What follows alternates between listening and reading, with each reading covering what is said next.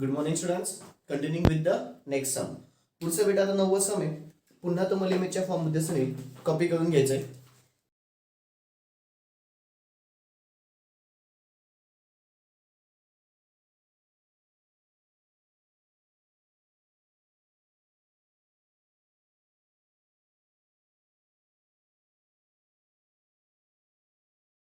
नववं सम पुन्हा तुम्हाला इमेजच्या फॉर्म मध्ये सगळी कॉपी करून घ्यायचंय. काय म्हणतोय बेटा, आधी सगळ्याच्या सगळं पुन्हा मी गिवन थिंगच लिहिली. आधी सगळीच्या सगळी पुन्हा काय लिहून घेईल बेटा, गिवन थिंग. अ 3 फेज स्टार कनेक्शन. कुठलं कनेक्शन आहे बेटा? स्टार कनेक्शन आहे. 3 फेज कुठलं कनेक्शन आहे बेटा? Star connection. पुढे alternator is rated with 1600 KVA. KVA म्हणजे पॉवरची किंमत दिली बेटा, किती आहे? 1600 केव्हीए.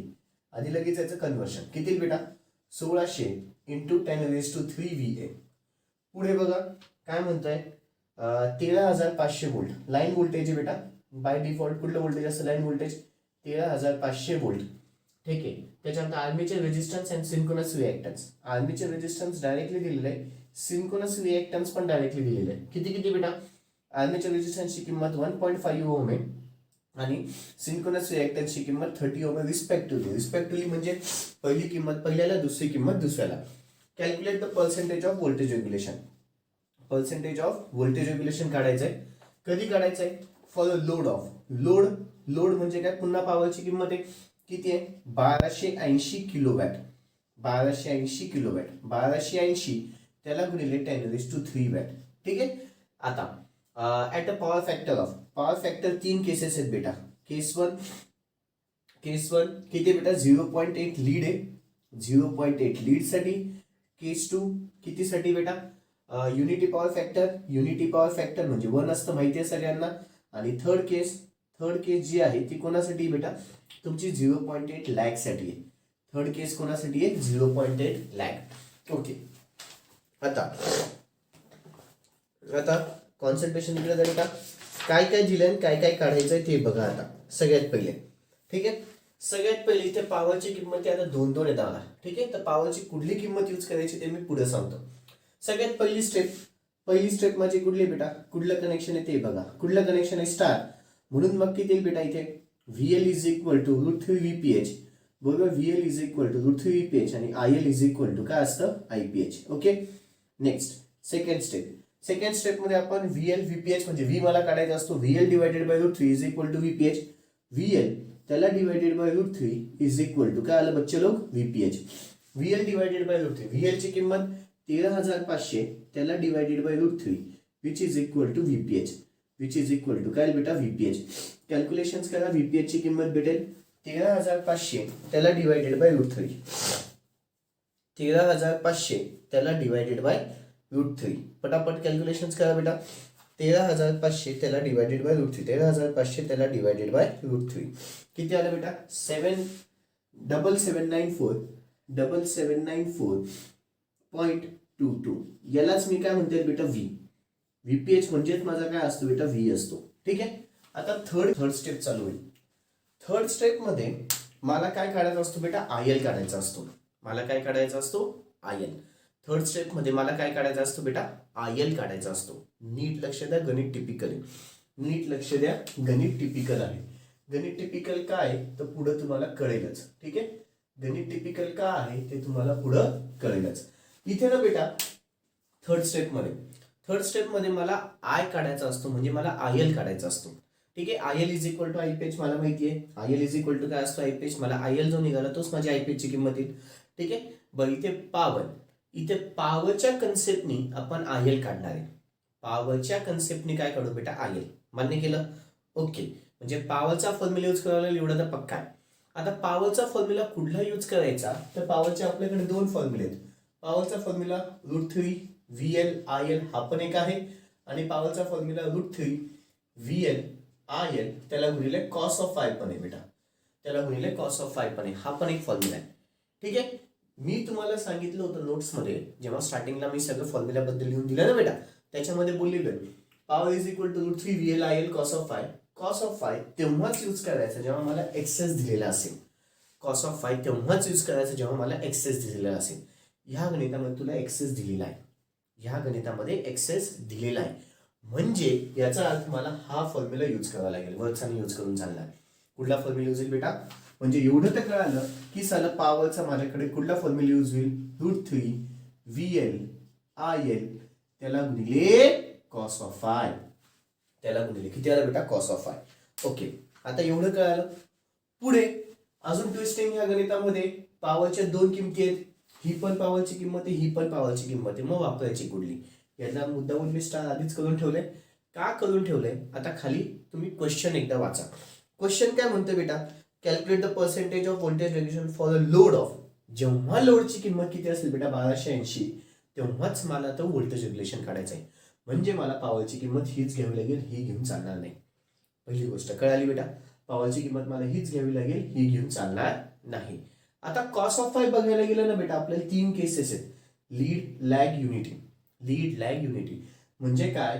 प्रत्येक केससाठी मला कॉस ऑफ फाय वेगवेगळा टाकावं लागेल. प्रत्येक केससाठी मला कॉस ऑफ फाय वेगवेगळा. का?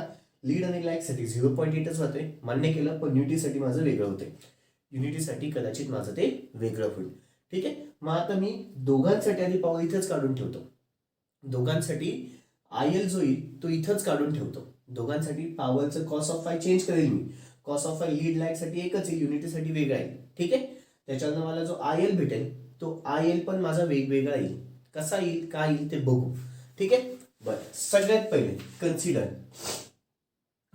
किंवा इथे लिहितो cos of phi is equal to 0.8 ब्रॅकेटच्या आतमध्ये फॉर लीड अँड लॅग.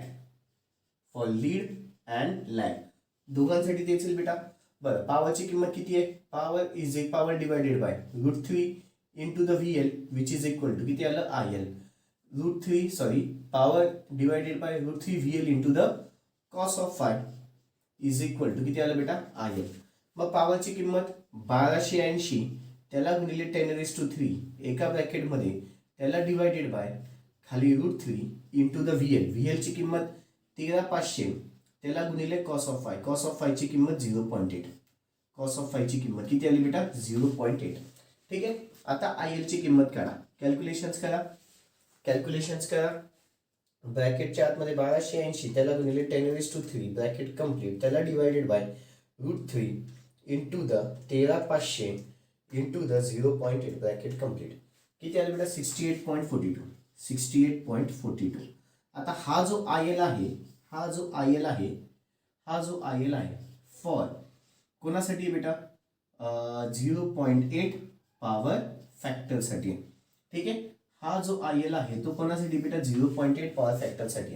ठीक आहे. मग therefore IL is equal to IPH which is equal to I which is equal to 68.42 which is equal to काय बेटा? 68.42 ampere which is equal to 68.42 ampere. पुन्हा हा कुणासाठी झाला? For 0.8 power factor. पुन्हा वाटलंच इथे पुन्हा चौकन डब्बा करा फॉर 0.8 पॉवर फॅक्टर. मग तो लीड असू द्या लॅग असू द्या दोघांसाठी यूज होईल. ठीक आहे. आता इथे मुद्दामून याला ना हॅश करून ठेवतो. हा फर्स्ट केस झाला. ठीक आहे. हा फर्स्ट केस झालाय. आता पुन्हा हॅश. आता cos of phi is equal to किती बेटा? 1 ब्रॅकेटच्या आतमध्ये फॉर युनिटी पॉवर फॅक्टर.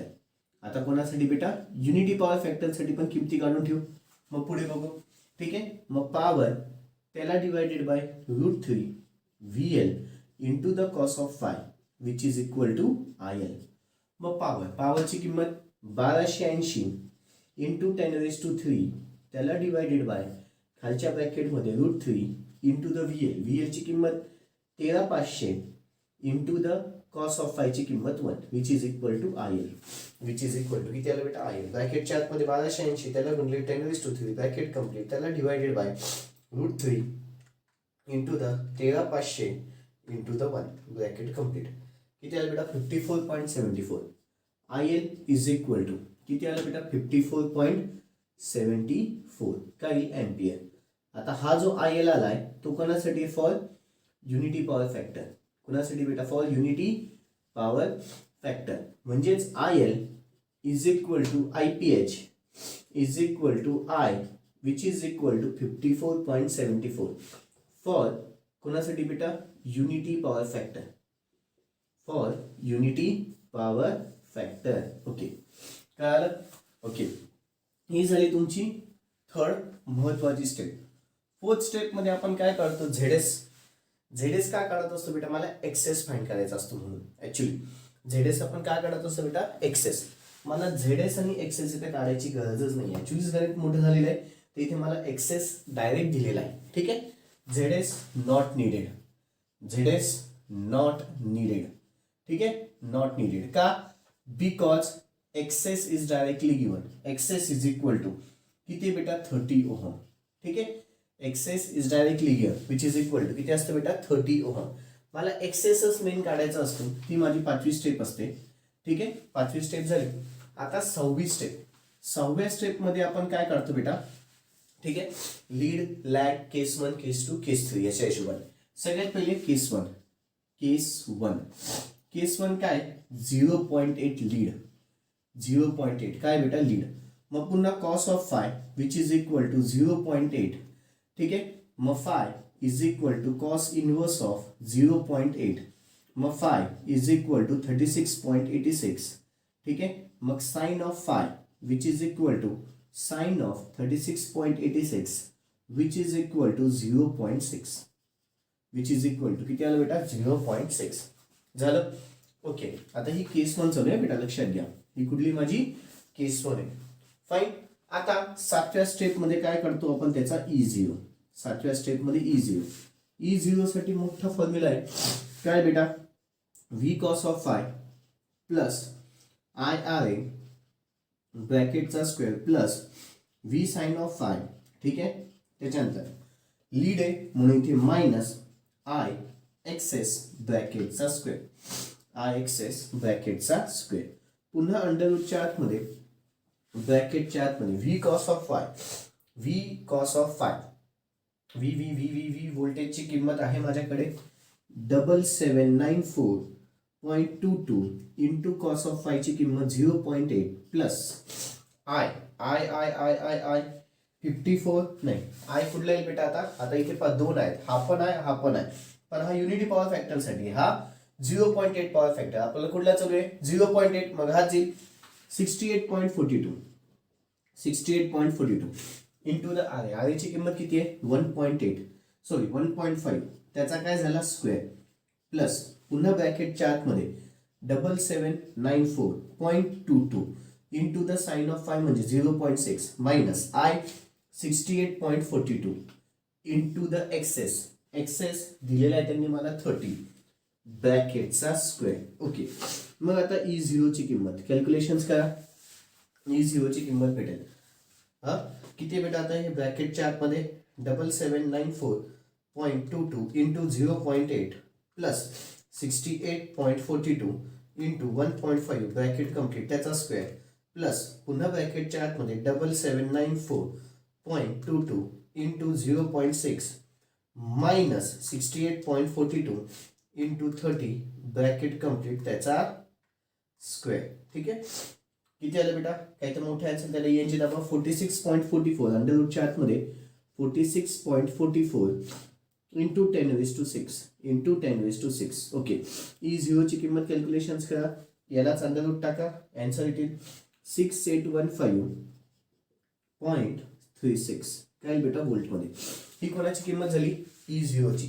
मग आता percentage of voltage regulation formula E0 minus V upon V into the 100 which is equal to, इथेच कंटिन्यू करतो असं, E0 ची किंमत 6815.36 मायनस व्होल्टेज 7794.22 एका ब्रॅकेटमध्ये, त्याला डिवायडेड बाय व्होल्टेज पुन्हा 7794.22 इंटू द 100. ओके, आधी फक्त एवढ्याची किंमत काढा, किती बेटा ते 6815.36 मायनस 7794.22. ठीक आहे, एका ब्रॅकेटमध्ये त्याला डिवायडेड बाय खालच्या ब्रॅकेटमध्ये 7794.22 ब्रॅकेट कम्प्लीट. ठीक आहे, ओके.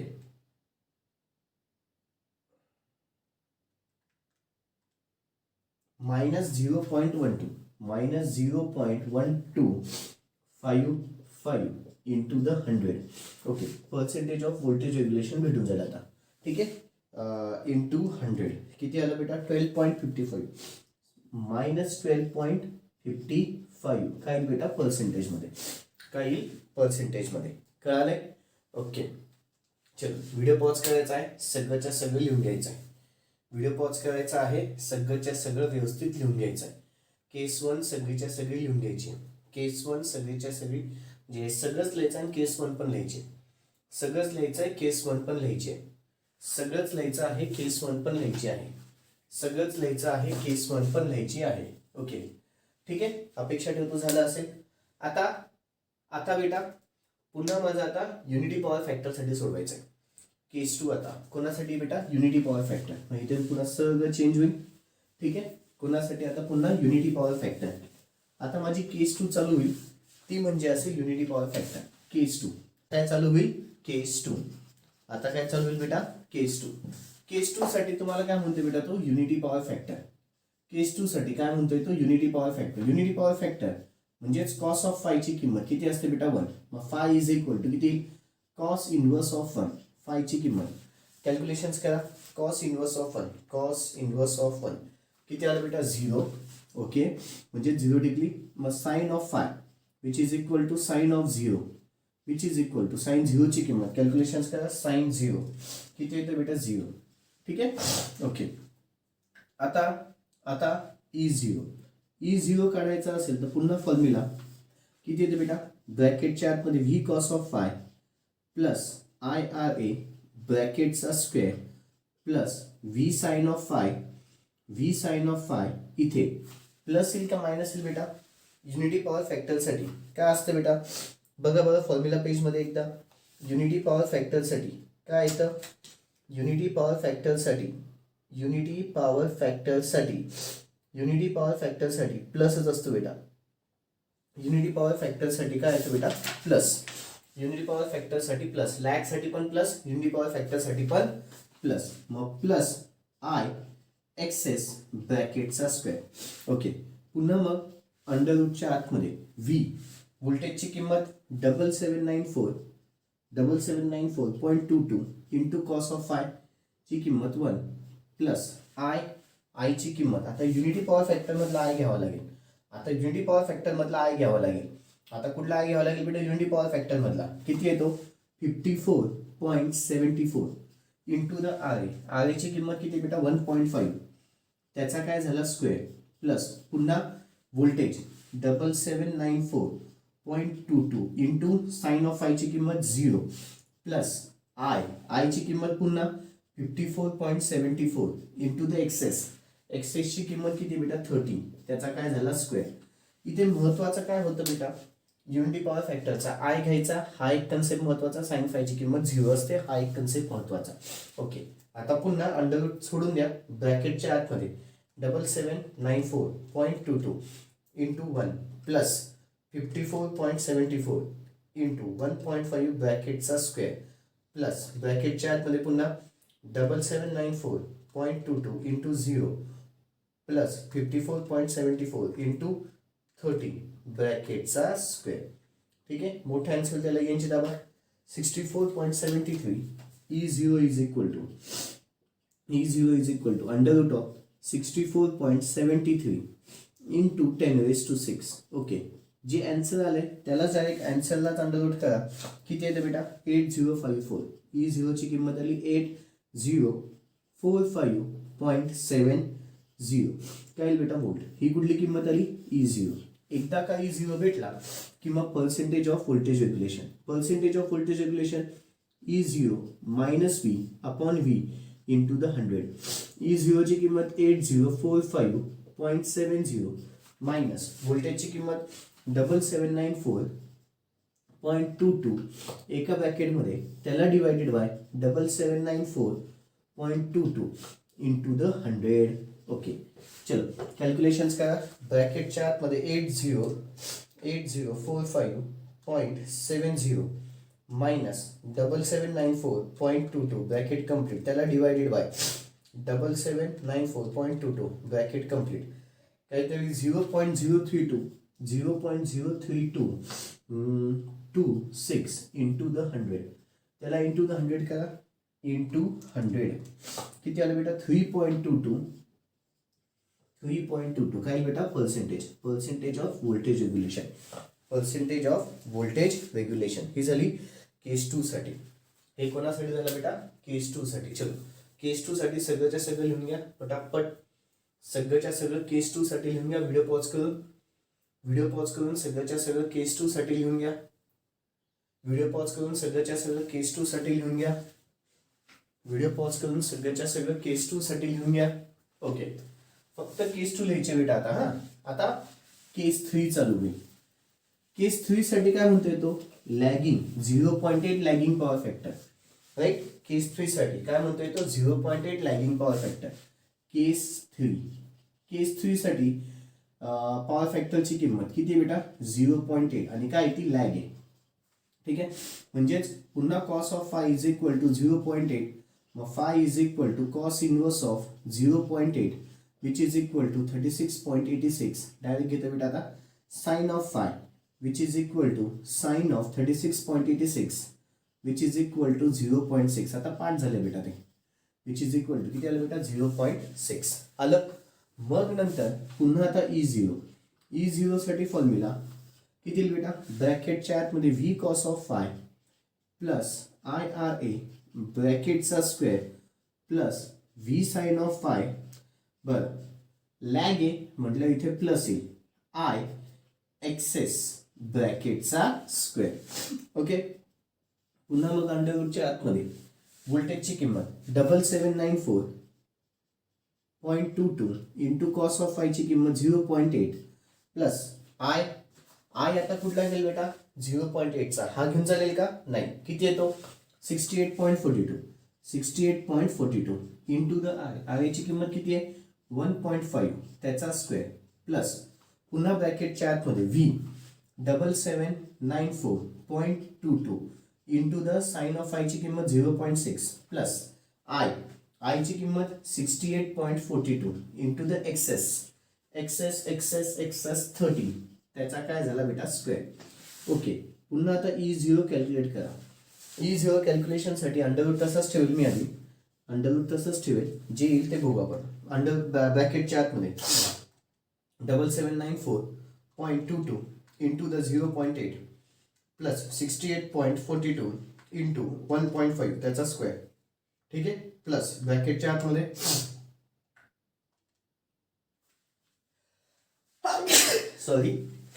ब्रॅकेटच्या आतमध्ये पुन्हा 7794.22 इंटू 0.6 प्लस 68.42 इंटू 30.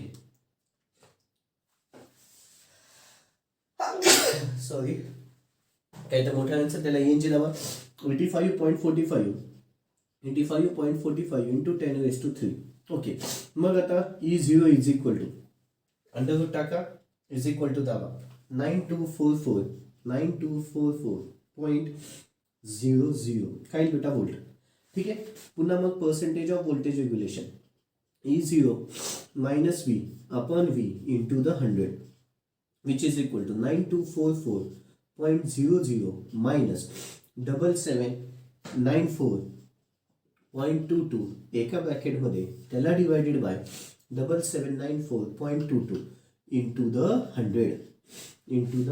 चलो कॅल्क्युलेशन्स करा 9244 मायनस 7794.22 ठीक आहे इज इक्वल टू त्याला divided bye 7794.22 0.1860 into the 100. Okay त्याला मल्टिप्लाइड बाय 100 करा किती 18.60 काय बेटा पर्सेंटेज ऑफ व्होल्टेज रेग्युलेशन. कळाले बेटा. चलो केस 3 व्हिडिओ पॉज करून सगळं लिहून घ्या. सगळ्याच्या सगळं लिहून घ्या.